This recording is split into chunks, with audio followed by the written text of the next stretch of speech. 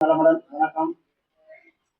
இன்னைக்கு தம்பி பாலகிருஷ்ணன் ஐயா 18வது மாதமாக கருத்தரங்கத்தை சிறப்பாக நடத்திட்டு இருக்கிறாரு. இன்னைக்கு பாருங்க, பஞ்சாங்கம் எல்லாத்துக்கும் இலவசம் வாங்கி வந்து கொடுத்துருக்காரு. அதாவது முக்கியமான பஞ்சாங்கம் இதுதான். ஒவ்வொரு நம்ம தேட வேண்டியது இல்லை, அவங்களே ரெடிமேடா ரெடி பண்ணியிருக்காங்க. நம்மளுடைய வேலை பழுவா குறைக்கிறதுக்கு உண்டான பஞ்சாங்கம் எதுன்னு பார்த்து நமக்கெல்லாம் ஒரு டிஸ்ட்ரிபியூட் பண்றாரு. அப்படி பண்றாருன்னா அதெல்லாம் ஒரு பெரிய மனசு வேணும். எவ்வளவு செலவுகள் பண்ணி ஒரு தனியா ஒரு நபரா இருந்து மற்ற மாவட்டத்திலாம் பார்த்தீங்கன்னா மீட்டிங் அதுக்கு பொருளாளர் செயலாளர் மற்ற பேர் இருந்து சப்போர்ட் பண்றாங்க. இவர் தனிமொழி மனிதனாகவே இருந்து இது மாதிரி செயலாகும் போது அது பெருமைக்குரிய ஒரு விஷயம் தான். அவர் வந்து நம்ம வாழ்த்துனாதான் வாழ்த்தல். ஏன்னா இது ரசிகர்கள்லாம் வந்து வாழ்த்துனாதான் அவங்களுக்கு ஒரு உற்சாகம் கிடைக்கும். சரி சரி, இப்ப வந்து நமக்கு இந்த ஜாதக பலன்கள் சொல்றது என்னன்னா, நமக்கு தெரிஞ்சதை சொல்றேன். ஒரு நல்ல ஜாதகம், ஏன்னா வருஷ பிறப்பில்லை, நல்ல ஜாதகத்தை பத்தி பேசணும். இப்ப கடக லக்னமா இருந்து லக்னம் வந்து குருவனுடைய சாரம் புனர்பூசம் 4ஆம் பாதத்துல இருந்துட்டாருன்னா, அப்ப அந்த லக்னம் கட்ட நட்சத்திராதிபதி மேளத்துல நிக்கணும். மேளத்துல வந்து அவரு போராட்டாதி 4ஆம் பாதத்துல நிக்கணும். செவ்வாய் பகவான் வந்து 5ஆம் இடத்துல நின்று அவர் குருவுடைய நட்சத்திரம் விசாரம் 4ஆம் பாதத்துல இருக்கணும். இந்த ஜாதகம் நல்ல ஜாதகமா எப்படி? கரெக்டுங்களா இல்லையா? கடக லக்னம், லக்னத்துல வந்து சந்திரன் நிற்கிறாரு. சந்திரன் வந்து குருவனுடைய சாரம் பாக்கியாதிபதி சாரம், பாக்கியாதிபதி ஆட்சி பெற்று பலமா நிற்கிறாரு. அவரு சுயசார்த்தியா நிற்கும் போது அவரும் சொந்த காரியா நிற்கிறாரு. யார்கிட்டையும் கடன் வாங்கி பண்ணணுங்கிற அவசியத்தை இல்லை. ரெண்டாவது, இவருக்கு 5-10 குறைவர் பூனிய பூர்வ புண்ணியம்னு சொல்லக்கூடியவட 5ஆம் இடம். அவரும் அந்த 9 குறைவனுடைய சாரம் வாங்கி இருக்கிறாரு. இப்போ 1, 5, 9 இவருக்கு சிறப்பாக இருக்கிறது. வாழ்நாள் ஃபுல்லா இவர் கார் வாங்குவார், பைக் வாங்குவார், நிலம் வாங்குவார். எல்லா விதமான சொகுசு பயணங்களையும் ஒரு நல்ல ஒரு மகிழ்ச்சியான ஒரு வாழ்க்கையை வாழ்வதற்கான அதிகாரங்கள் இந்த ஜாதகருக்கு உண்டு அப்படின்னு பார்த்த உடனே நம்ம பழச்சு எடுத்து சொல்லிடலாம். சொல்ல முடியாதா?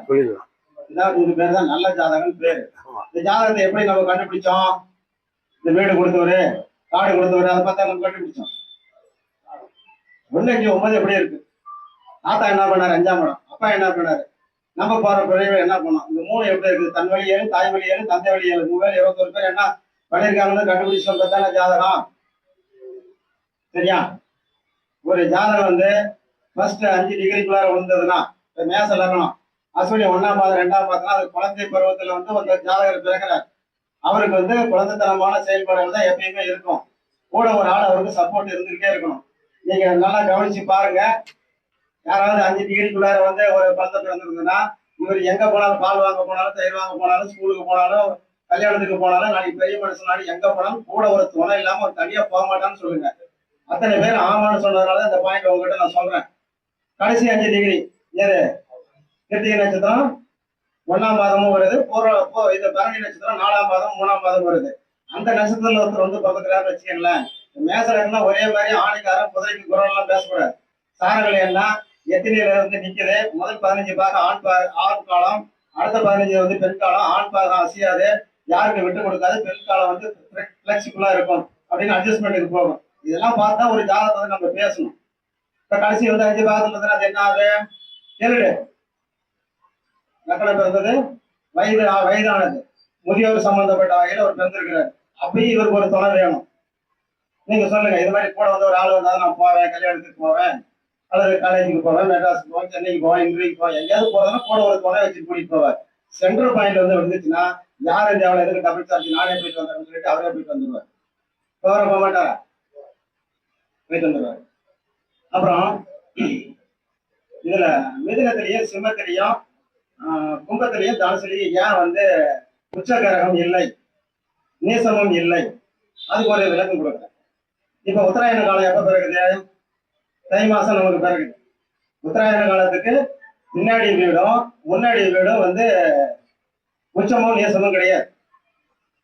தட்சிணாயனம் வந்து கடகத்துல வந்து பிறகுது. கடகத்துக்கு முன்னாடி மிதுனமும் சிம்மமும் வந்து அங்கேயும் உச்சமும் கிடையாது, நீசமும் கிடையாது. இந்த உத்தராயண காலம் வந்து 6 மாதம் வந்து பகல் நேரம் இறைவனுக்கு, இரவு நேரம் வந்து தட்சிணாயனம் வந்து ஒரு 6 மாதம் வந்து இறைவனுக்கு ஒரு அரைப்பொழுது, இது அரைப்பொழுது, அது அரைப்பொழுது, ஆக மொத்தம் ஒரு நாள். அதே மாதிரி நம்ம முன்னோர்கள் யாராவது இறந்து போயிட்டாங்கன்னா அவங்களும் தெய்வலோக பதிவு அடைஞ்சாரு, வைகுந்த பதிவு அடைஞ்சாரு, சிவலோக பதிவு அடைஞ்சாருன்னு சொல்லலாம். அப்ப அவங்களுக்கு சமமானவராக இவங்களும் இருக்காங்க. இவங்களுக்கு நம்ம வந்து வருஷத்துக்கு ஒரு டைம் தேதி கொடுக்குறோம். இப்ப வந்து ஒரு நாளைக்கு 6 மாசம் வரலாம், கரெக்டா ஒரு வருஷம் வருதுங்களா? ஒரு வருஷம் தேதி தான் நம்ம தேதி கொடுக்குறோம். இப்ப நமக்கு பார்த்தீங்கன்னா ஒரு வருஷம், ஆனா அங்க பார்த்தீங்கன்னா ஒரு நாள். இப்போ வந்து ஒரு வருஷத்துக்கு ஒரு நாளைக்கு கனெக்ட் ஆயிடுச்சா இல்லையா? இதை இன்னைக்கு இந்த மீட்டிங்ல நீங்க தெரிஞ்சுக்கங்க. அதுக்கு அடுத்தது இப்போ வந்து லக்னம் வந்து நின்ற நட்சத்திராதிபதி எக்காரணத்தை முன்னிட்டு வக்கரம் பெறக்கூடாது. வக்கரம் பண்ணாருன்னா என்ன பண்ணுவாரு?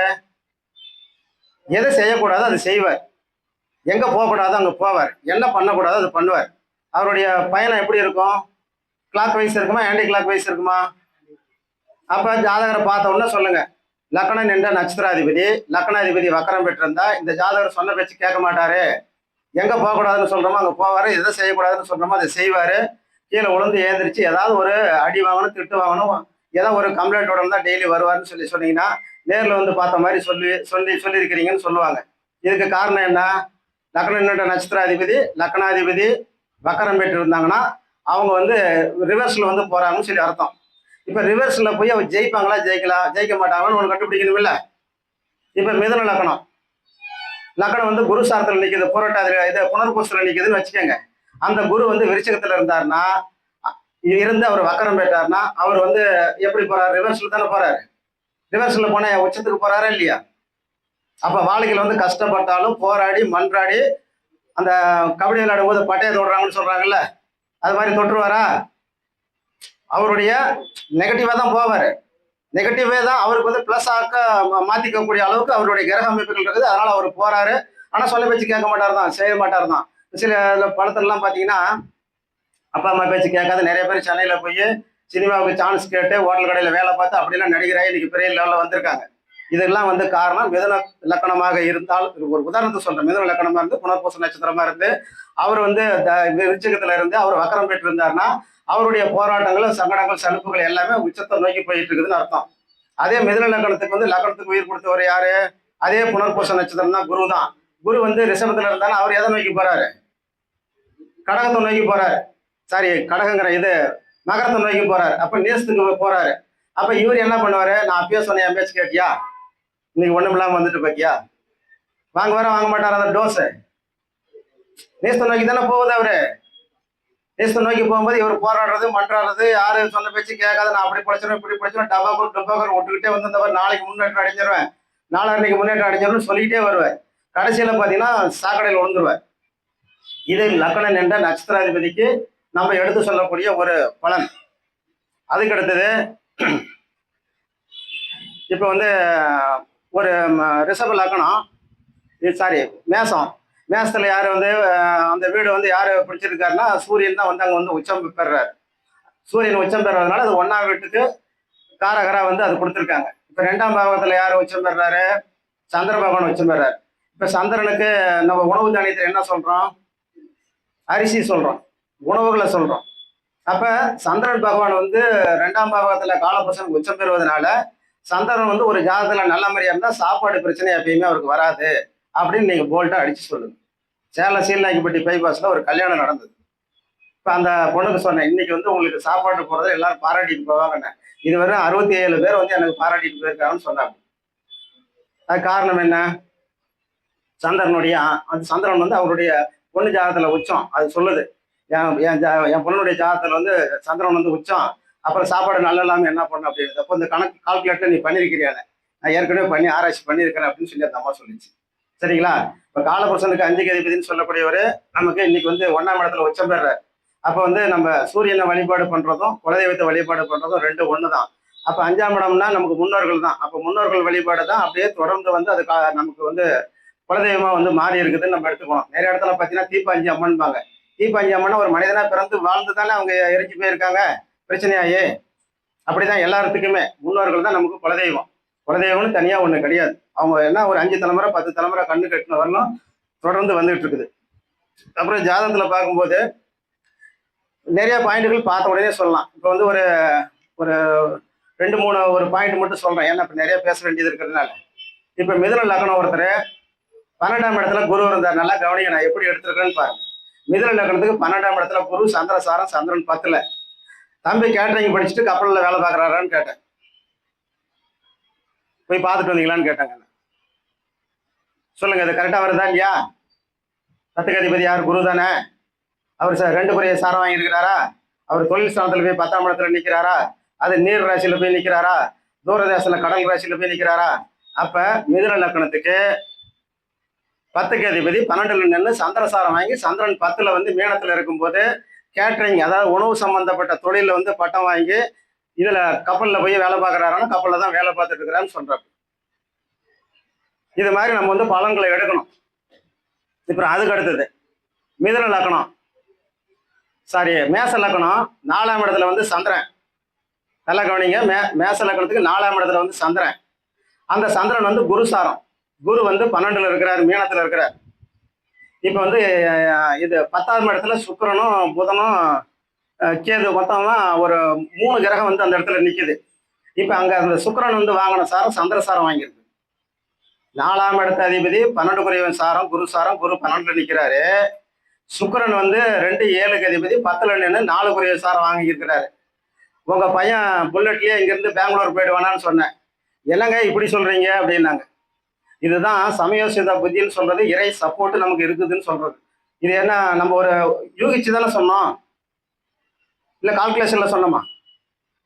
ஒரு யூகிச்சு தான் சொன்னோம். யூகிச்சு சொல்லும் போது அந்த பாயிண்ட் அவங்களுக்கு சரியா வருது. இது எவ்வளவு நாளைக்கு வரும்? டிஎம்எஸ்க்கு வர மாதிரியும் எம்எஸ்டிக்கு வர மாதிரியும் ஒரு நல்ல காலங்கள் வர வரலும் நம்ம இப்படி சொன்னோம்னா டக்கு டக்குன்னு ஆமா ஆமான்னு சொல்லிட்டு வருவாங்க. அப்புறம் அவங்களுக்கெல்லாம் ஒரு காலகட்டங்கள் வந்தோடனே ஒதுங்கின மாதிரி நமக்கு அது விலகிடுச்சாலும் நமக்கே அதை இண்டிகேட் பண்ணும். 2 3 ஜாதகம் பார்க்கும்போது தப்பா போச்சுன்னா மூட்டை கட்சி வச்சுட்டு சரி இவ்வளவு நாள் வரல நமக்கு யோகம் அப்படின்ட்டு நம்மளே வந்து வெளியில வந்துடணும். அவமானம் மட்டும் படக்கூடாது ஜோதிட கடையில, கரெக்டா? அவமானம் படக்கூடாது இல்ல, நம்மளா பார்த்து வெளியில வந்துடணும். எல்லாத்துக்கும் ஒரு பீரியட் தான். ஒரு நடிகர் பார்த்தீங்கன்னா 38 வருஷம் வரல அவர் ஹீரோவாகவே இருக்கிற, ஒருத்தர் பார்த்தீங்கன்னா 6 வருஷத்துக்குள்ளார காணாத போயிடுறாரு. அவங்களுக்கு பிராப்தம் எவ்வளோ அவ்வளோதான். இப்போ வந்து ஜெயலலிதா படத்தில் நடிச்சிருக்காங்க. ஒரு படத்துலயாவது நாயகேசுக்கு ஜோடியா நடிச்சாங்களா? ஏன் முடியல? அவங்களுக்குன்னு ஒரு விதி பையன் இருக்குதில்ல, அதோட போட்டாங்க. மனோரமா 1000 படம் நடிச்சிருக்காங்க. எம்ஜிஆர் கூட ஜோடியா நடிச்சிருக்குதா? ஏன் நடிக்க வேண்டியது தானே? இவங்களும் நடிக்கிறது தானே, அவங்களும் நடிக்கிறது தானே, ஆணை பெண்ணு தொட்டுக்கிட்டு நடிக்கிறது தானே, நடிக்க வேண்டியது தானே. எல்லாமே இறைவன் வந்து அங்கே ஃபிக்ஸ் பண்ணி நமக்கு அனுப்பியிருக்கிறார். இறைவன் எப்படி ஃபிக்ஸ் பண்ணி அனுப்புறாரு அப்படின்னு சொன்னோம்னா, இப்ப காலையில மணி என்னன்னு கேட்டதுக்கு ஒருத்தர் 12 மணினார், 12 மணி 2 நிமிஷம்னார். என் வாட்சில 12 மணி 11 மணி 59 நிமிஷம் ஓடுது. ஒவ்வொருத்தருடைய வாட்சிலையும் ஒவ்வொரு விதமான டைம் இருக்கும், கரெக்டுங்களா? இந்த டைம் வச்சு தானே நம்ம வந்து ஜாதகம் கணிக்கிறோம். இப்போ ஒரு சிலதெல்லாம் வந்து பலன்கள் வந்து தப்பா போறதுக்கு காரணங்கள் என்னன்னு நம்ம சொல்லிடலாம். தப்பா போறதுக்கு வாய்ப்புகள் இருக்குது.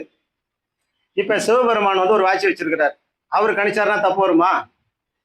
ஏன்னா அவர்கிட்ட கரெக்டான வாட்சி இருக்கு.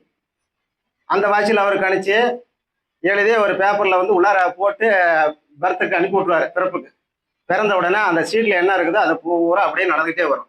யாரெல்லாம் 15 வருடம் ஜோதிடம் பார்த்துட்டு இருக்கிறீங்களோ அவங்களுக்கு எல்லாம் இது அருமையா புலப்படும். வான் மண்டலமும் பிரபஞ்சமும் நமக்கு மேல ஒரு வேலைகளை கரெக்டா செஞ்சுட்டு இருக்குது. நம்மளால ஒண்ணுமே நடக்கல, எல்லாம் அவனன்றி ஒரு அணு அசையாது அப்படின்னு சொன்னது 1000% உண்மை.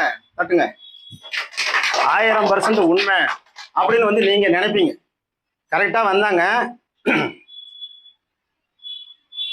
மிதுன ரிஷப லக்கணம் 2ஆம் இடத்துல வந்து புதன் பகவான் இருக்கிறார். இதுக்கு ஒரு 3 பாயிண்ட் மட்டும் சொல்றேன் சின்ன சின்னதா.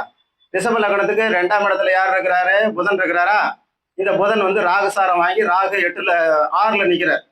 இப்ப 6ல நிற்கும் போது 6ஆம் இடம் வந்து மருத்துவம். 2 புதன் இருக்கிறாருல்ல, அதுல இருந்து ஒரு ஒயரு 6ஆம் இடத்துக்கு போகுதா ரிஷபத்துக்கு. அப்ப 6 + 2 அப்ப வந்து வைத்தியம் பார்க்கணும். எதுக்கு வைத்தியம் பார்க்கணும்? முகத்துக்கும் பார்க்கலாம், கண்ணுக்கும் பார்க்கலாம், பல்லுக்கும் பார்க்கலாம். எது நம்ம சொல்றோமோ அது அவங்க ஆமான்னு சொன்னாங்கன்னா அது விஷயமா. அதே அந்த ராகு 8ல நிற்கிறாருன்னு வச்சுக்கோங்க. அப்ப வந்து பல்ல பிடுங்கனியா கண்ணுக்கு ஆபரேஷன் பண்ணியான்னு கேட்கணும். 8 சம்பந்தம் வரும்போது கத்தி வைக்கணும். ரிஷப லக்கணம் தான், 2ல புதன் தான் இருக்கிறாரு. சாரம் கொடுத்து ஒரு 6ல நிற்கும் போது வைத்தியம் பார்க்கணும், 8ல நிற்கும் போது கத்தி வைக்கணும். இதுதான் சார ஜோதிடம். அதே ரிஷப லக்கணத்துக்கு 3ஆம் இடத்துல சந்திரன் இருக்கிறார். இப்ப சனி சாரம் வாங்கி சனி 9ல நிற்கிறாருன்னு வச்சுக்கோங்க பாதகத்துல. இப்ப காதல சீவடிதான்னு சொல்லி கேட்கணும். வடியுமா வடியாதா? அவரே விருச்சிகத்துல இருந்தான்னா மூக்குக்கு ஆபரேஷன் பண்ணியான்னு கேட்கணும். காது மூக்கு தொண்டை டாக்டர்கிட்ட போனியான்னு கேட்கணும். கேட்டா இது வந்து நமக்கு தெளிவா வரும். ஒரு மேச லக்கணம் ஒருத்தர் சனி வந்து 9ல 10ல நிற்கிறார். சாரம் கொடுத்தவன் சந்திரன். சந்திரன் வந்து 11ல நிற்கிறார். இது எப்படி எடுத்த? இதை ஒண்ணு மட்டும் புரிஞ்சுக்கிட்டீங்கன்னா சார ஜோதிடம் உங்களுக்கு தெளிவா வரும். மேச லக்கணம் 10ஆம் இடத்துல வந்து சனி, சந்திர சாரம் திருவோணத்தில் நிற்கிறாரு. சந்திரன் வந்து 11ல். 10ஆம் இடம் இவருக்கு தொழில். சாரம் கொடுத்தவன் 11. பாதகத்துடன் இவர் தொழில் நடக்கணும். அப்ப நடந்துகிட்டே போற வேலை, ஓடிக்கிட்டே போற வேலை அது மாதிரி வேலை பாக்குறீங்களான்னு பேங்க்ல துப்பாக்கி வச்சுக்கிட்டு இந்த பக்கமா அந்த பக்கமா பார்த்துட்டு இருக்கிற வேலை தான் என் வேலை. நம்ம கரூர் டிஸ்ட்ரிக்ட் தான், கொடுமுடி பக்கத்துல அந்த ஊர் பேரை சொல்லக்கூடாது. இப்ப இது எவ்வளவு பெரிய ஒரு மேட்டரை வந்து நம்ம அவங்களுக்கு எடுத்து சொல்லியிருக்கிறோம். பொழுதுனைக்கு நடந்துகிட்டு போய் பார்த்துட்டு இருக்கிற வேலை தான் இவர் பார்க்கணும்னு நம்ம எடுத்து சொன்னோமா? அதுக்கு காரணம் என்ன? 10ஆம் இடம் தொழிலா? தொழில்காரகனும் சனியா? சாரம் கொடுத்தவன் நாளுக்குரியவனா? பாதகத்துல நிக்குதா? பாதகத்தை இவங்க தொட்டுக்கிட்டு தான் போய் ஆகணும் அப்படிங்கிறத நம்ம இந்த ஜாதகம் இது எடுத்து சொல்லியிருக்கிறோம். இது மாதிரி ஒரு 10 பாயிண்ட்ல ஒரு 6 பாயிண்டாவது ஹார்ட்டை டச் பண்ற மாதிரி எடுத்தோம்னா தான் அவங்க 2 பேரும் நம்ம கிட்ட அனுப்புவாங்க. அப்பதான் நம்மள ஜோதிடம் பார்க்க முடியாத அளவுக்கு, மூச்சு விட முடியாத அளவுக்கு நமக்கு ஜாதகம் வரும். இல்லைன்னா அப்புறம் நம்மளும் வந்து என்னமோ ஓடுறாங்களே, நம்மளும் ஓட்டிட்டு உட்காந்துருக்க வேண்டியதுதான் அப்படிங்கிற மாதிரி. 6 பாயிண்ட் நான் சொல்றது 10க்கு 6 வாங்கணும். 5 வாங்கினா கூட மீடியம் தான். 6 பாயிண்ட் ஹார்ட்டை டச் பண்ற மாதிரி சொல்லணும். இப்போ நமக்கெல்லாம் வந்ததுன்னா இப்படி எப்படி கரூர்ல இருந்து பெங்களூருக்கு பைக்ல போறாங்கன்னு கேட்ட உடனே அவங்க ஆமான்னு சொல்றாங்கல்ல, ஒரு பாயிண்ட் ஹார்ட்டை டச் பண்ணிச்சா இல்லையா? அது மாதிரி ஹார்ட்டை டச் பண்ற மாதிரி ஒரு 6 பாயிண்டாவது நம்ம சொல்லிட்டோம்னா அங்க போங்க கரெக்டா சொல்லுவாங்கன்னு சொல்லி ஒரு 10 பேர் அனுப்புனாங்கன்னா உங்களுடைய வாழ்க்கை திறமும் உயரும். அவங்களுக்கு ஒரு நல்ல ஜோசியர்கிட்ட போயிட்டு வந்து ஒரு திருப்தி கிடைக்கும். ஜோதிட கலை உண்மைதான், அது பொய் கிடையாது அப்படிங்கிற மாதிரி அதுவும் வந்து நம்பிக்கை ஜோதிட கலை மேல ஏற்படும். இன்னமும் ஜோதிடத்தை வந்து நம்பவும் முடியல, நம்பாம இருக்கவும் முடியல, வெளியவு தள்ளவும் முடியல, உள்ளார உட்கார வைக்க முடியல. சில கேள்விகளுக்கெல்லாம் பதில் இல்லை. அதை இறைவன்கிட்ட கேளுன்னு சொல்லிடுங்க. எங்க வாட்சியில் கணிச்சது எவ்வளவுதான் சொல்ல முடியும். அவர் வாட்சியில் என்ன கழிச்சிருக்குன்னு போட்டுருக்கு, நீங்க அங்க பாத்துக்கலாம்னு சொல்லிடுங்க. சரி, சாப்பாட்டுக்கு டைம் ஆச்சு. அதனால வந்து என்னுடைய உரையத்துடன் முடித்துக் கொள்கிறேன். மீண்டும் அடுத்த மாதம் வாய்ப்பு வந்தால் தாராளமாக எனக்கு தெரிந்ததை நான் பேசிக் கொள்கிறேன். நன்றி, வணக்கம்.